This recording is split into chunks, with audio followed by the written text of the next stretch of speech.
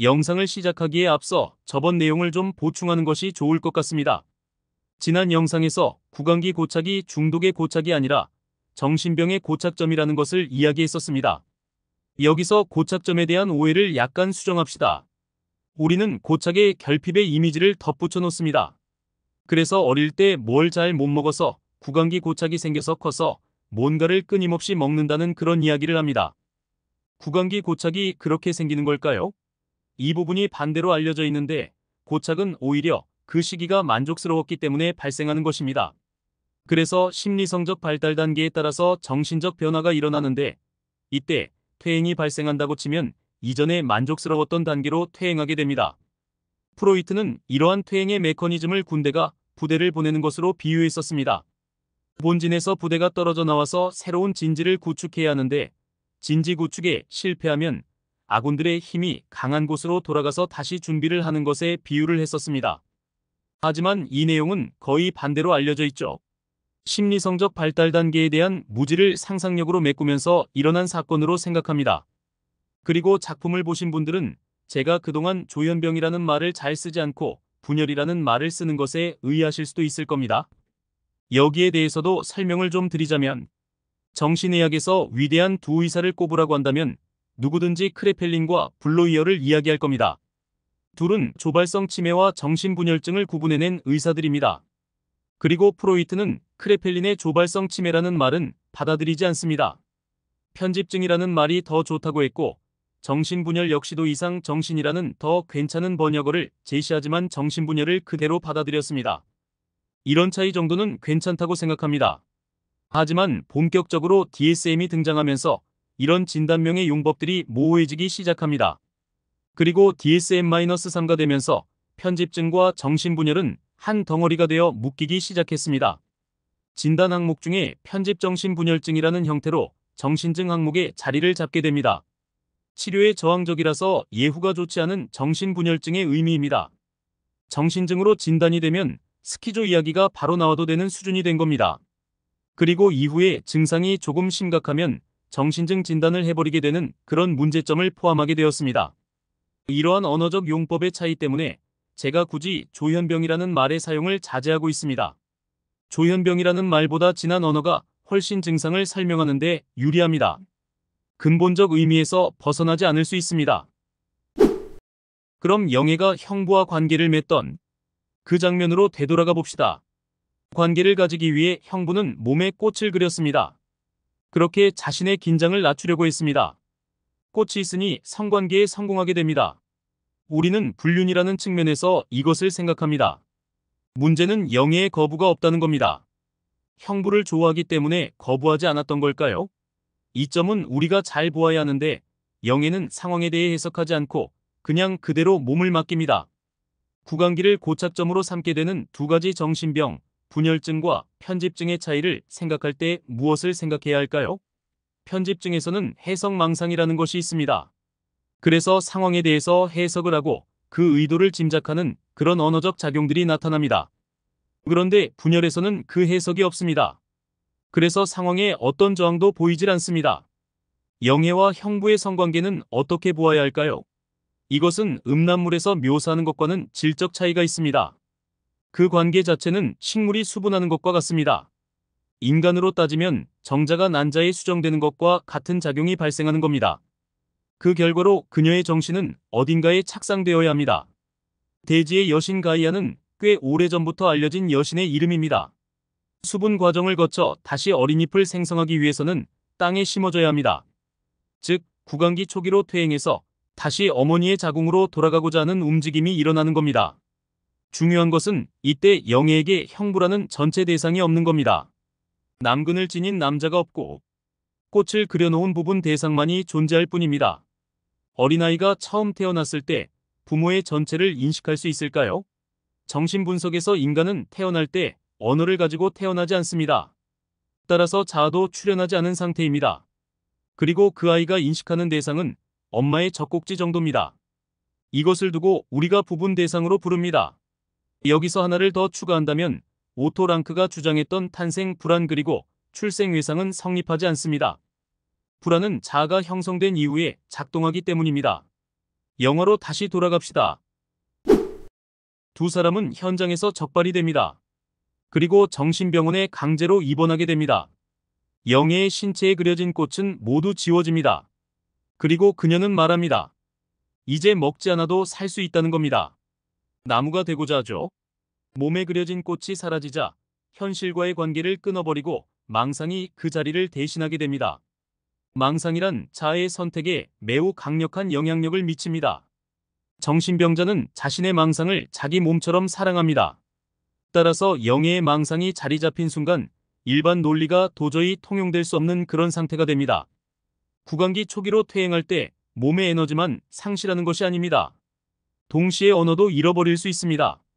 실례로 정신분열증에 시달리던 르네는 이미지에 사로잡혀서 제대로 말도 할 수 없었습니다. 자신의 초록빛이 가득한 공간에서만 말을 할 수 있었습니다. 그리고 영애는 광합성을 하고자 합니다. 영애와 르네, 각각 식물과 초록의 이미지에 사로잡혀 있는 것은 공통적인 내용입니다. 여기서 잠깐 다른 생각을 해봅시다. 형부의 작업이 성관계가 아니라 사회활동으로 이어질 수 있다면 어땠을까요? 꽃 그림으로부터 출발해서 성적이지 않은 활동으로 승화가 되었다면?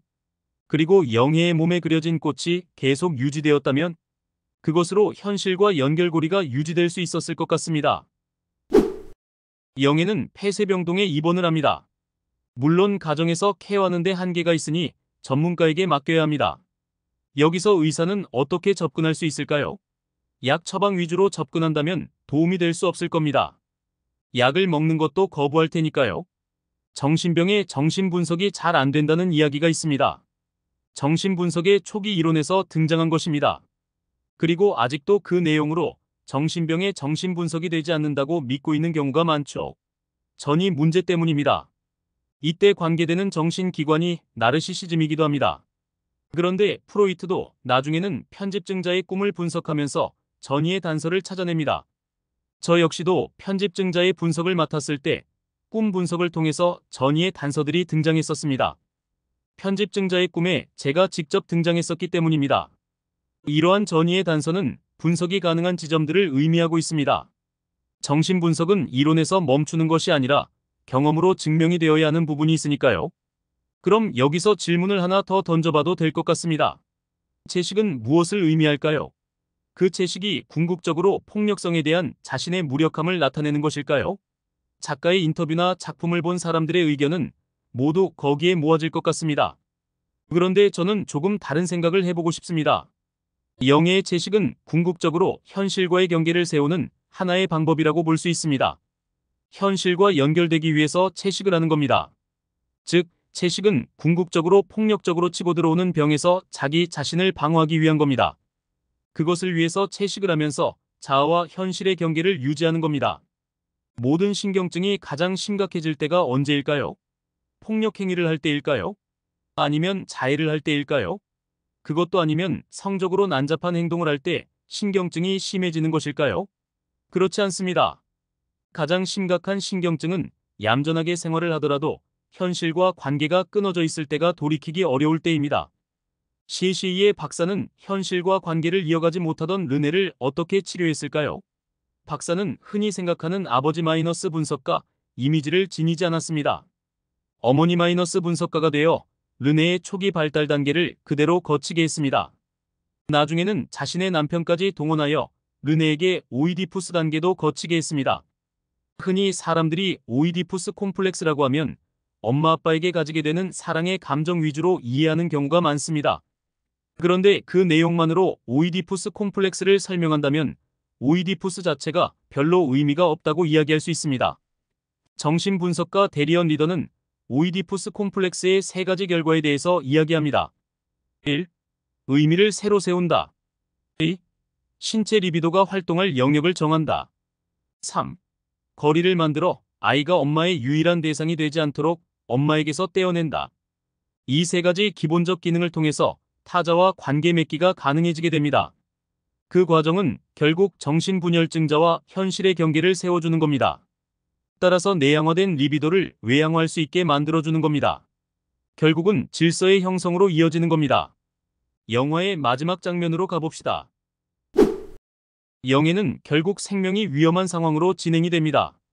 먹지 않기 때문입니다. 자아와 현실의 경계도 무너져 있습니다. 강제로 연명할 수는 있습니다. 정말 식물인간이 되는 겁니다. 그런데 여기서 약간 흥미로운 생각을 할 수 있습니다. 프로이트의 제자들은 식물 증상이라는 것을 이야기했습니다. 식물 증상이란 정신적 원인으로 일어난 히스테리 증상이 발달하면서 실제 신체 손상을 일으키는 것입니다.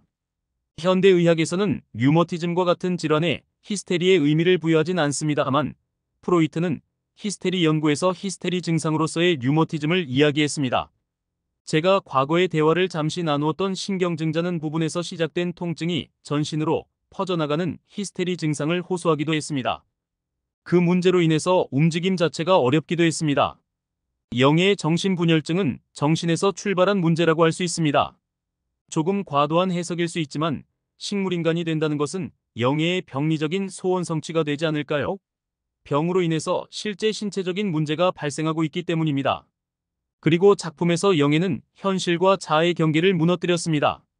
현실에서 자기 환상을 구현한 겁니다. 일반에서는 환상을 즐기고 현실로 복귀하게 됩니다.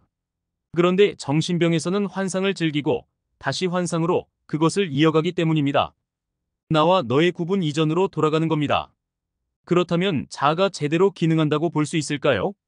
병원에 실려간 영예의 나머지 삶은 어떨까요? 현실과의 경계가 무너진 채 이미지에 사로잡혀 살아갈 수도 있을 겁니다. 그리고 그 세계는 우리가 생각하는 것보다 훨씬 끔찍하고 무서운 세계입니다. 조금 어려운 개념이지만 자기 지각이라는 것이 있습니다. 주체에게 스스로 지각되는 겁니다. 이 지각은 현실보다 더 현실처럼 다가와서 공포에 사로잡히게 만들기도 합니다. 르네의 비현실 감정이라는 것이 이러한 지각 작용으로 나타납니다. 르네가 이야기한 자기 지각의 내용을 잠시 이야기해 봅시다. 교실에서 선생님이 르네에게 가지런한 치아를 드러내 보이면서 친절하게 웃어줍니다.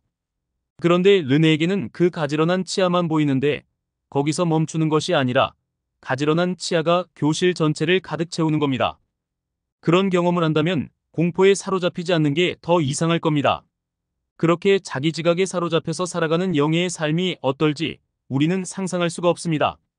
그리고 그것에 대해서 어떻게 반응하기도 어려울 겁니다. 그 시점에서 영예의 내면에서 일어나는 일은 굉장히 폭력적이고 감당하기 어려울 겁니다. 만약 훌륭한 의사가 영예를 치료한다고 해봅시다. 그래서 영예에게서 전의를 이끌어내고 언어를 이끌어낸 후에 영예의 무랄론적 사고를 받아주고 현실과 경계를 다시 지어주는 작업을 해줄 수 있는 능력을 의사가 지니고 있다면 회복이 될 수 있을까요? 그런 기대를 할 수 있지만 이 작품에서 묘사된 정신분열증은 현실의 분열증과 비교했을 때 선녀 수준이라고 해야 할까요? 만약 여러분이 르네의 일기라는 작품을 읽어볼 기회가 된다면 르네의 정신분열증에서 어떤 일이 일어났었는지를 한번 살펴보셨으면 합니다.